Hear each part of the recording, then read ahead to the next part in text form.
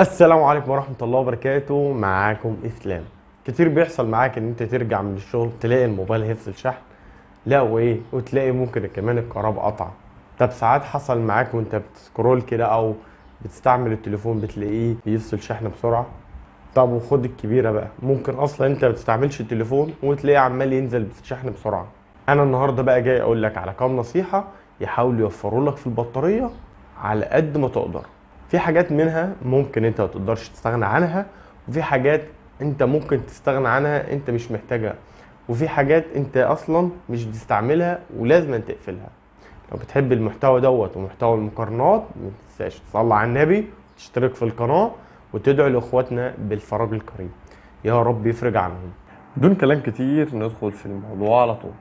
اولا، وضع توفير الطاقة مش هو افضل حل، عشان بيحجم البروسيسور، عشان بيوقفه، مش بيديله حريته، مش بيخليه يكون بأعلى كفاءة. هتدخل على الاعدادات وتدخل على الاتصالات وتدخل على شبكة المحمول. نمط الشبكة ديت هتخليها على LTE. لو في عندك في تليفونك 4G هتخليها LTE اللي هي 4G. لو في بلدك يدعم ال 5G لا خليها خلاص. احنا عندنا هنا في مصر مفيش، فاحنا هنقللها نخليها 4G بس. وتاني حركة هتدخل على المزيد من الضبط، وهتدخل على بحث عن الأجهزة القريبة هي تبقى شغالة، هتعمل لها إيقاف. تمام. والطبعة برضو هتعمل لها إيقاف. كل ده شغال في التليفون وانت مش بتستعمله أصلا. طبعا لو انت بتستعمل الحاجات ديت خلاص ما تطفيهاش. واللي شاشاته سوبر اموليد بيروح عامل وضع الدارك مود. لو انت شاشتك مش سوبر اموليد مش هيفرق معاك الموضوع دوت. والتركه اللي بعديها ان انت تدخل على المزامنه. بيقول لك اصلا ان هو الامر ده بيخفض استهلاك البيانات والمحافظه على البطاريه. فانت برضو المزامنه ديت شغاله في اوقات معينه، طبعا ليها لازمه طبعا، بس لو انت محتاجها بتشغلها. احنا بنحاول نوفر على قد ما نقدر في البطاريه. والتركيه اللي بعدها تدخل على الضبط والاصوات والاهتزازات.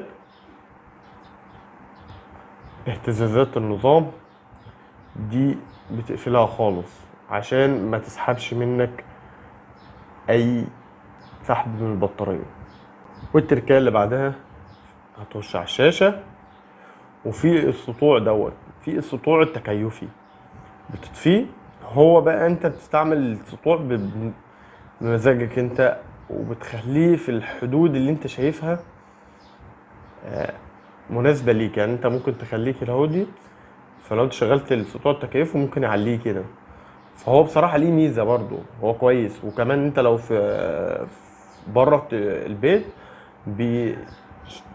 بيديك سطوع اعلى من السطوع العادي. انت متعرفش تعمله السطوع ده بايدك الا طبعا في تليفونات معينة.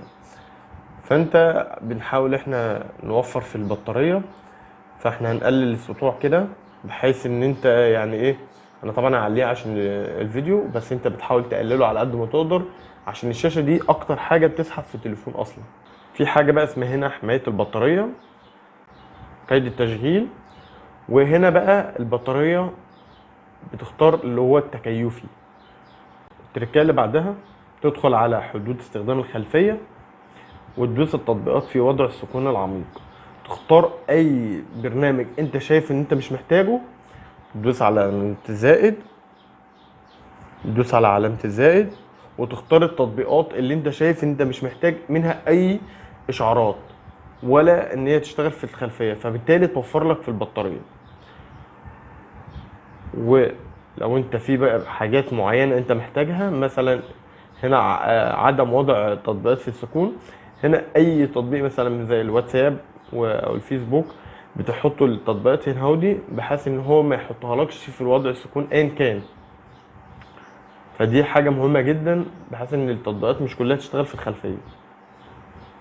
واخر تركاه معانا هو الموقع دوت بيسحب بطارية كتيرة وانت مش مستعمله اصلا، يبقى انت تشغله وقت ما انت ما تحتاج تستعمله.